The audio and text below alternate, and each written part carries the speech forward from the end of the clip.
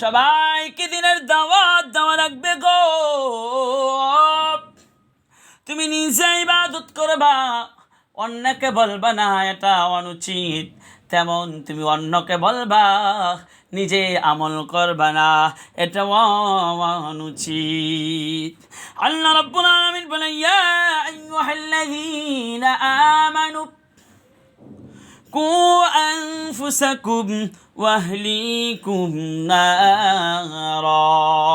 আল্লাহ রাব্বুল আলামিন বলে, হে আমার বান্দা বান্দি, দুনিয়ার মানুষ সকল জেনে নাও, তোমরা নিজেরা গুনাহ থেকে বাঁচাও এবং পরিবার পরিজন আত্মীয় স্বজনদেরকে বাঁচাও। সুতরাং নিজে আমলের সাথে সাথে অন্যদেরকেও আমলের আহ্বান জানাতে হবে। কোরআনের দাওয়াত দেওয়া লাগবে, হাদিসের দাওয়াত দেওয়া লাগবে। আমার ভাইয়েরা, মানুষকে দিনের জন্য আহ্বান করতে হবে। সুতরাং আমি নিজেই শুধু তাসবিহ জপবো, আমি নিজেই নামাজ পড়বো, আমার বিয়ের উপযুক্ত ছেলে মেয়ে বেপরদায় চলছে, নামাজ পড়ছে না, রোজা রাখছে না, আল্লাহর ইবাদত করছে না, দিনের পর দিন টিভি সিনেমা দিয়ে অশ্লীল জগতে ডুবে আছে, মা হিসেবে কোনো দায়িত্বই আপনি পালন করছেন না, বরং সন্তান একদিন কাজে না গেলে গালাগালি করেন।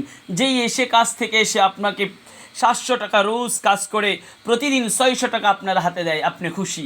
হ্যাঁ বল, যা খুশি তাই করুক। এই হলো আমাদের অবস্থা। এই ছেলে মন যা চাই তাই করুক, সব মাফ এই ছেলের জন্য। আমাদের অবস্থা এরকম। আল্লাহ সুবহানাহু ওয়া তাআলা আমাদের সবাই